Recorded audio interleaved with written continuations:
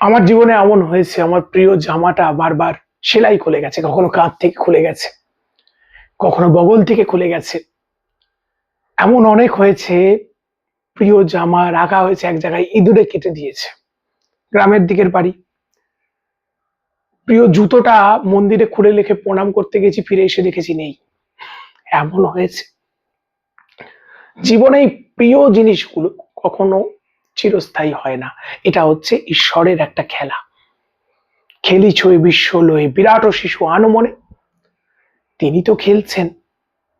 তা এগুলো আমাদের জীবনে ঘটছে, আমাদের সব পাওয়া হয় না, সব পেলে নষ্ট জীবন না। আর প্রিয় জিনিসগুলো তাড়াতাড়ি মিলিয়ে যায়, আনন্দের বুদবুদ।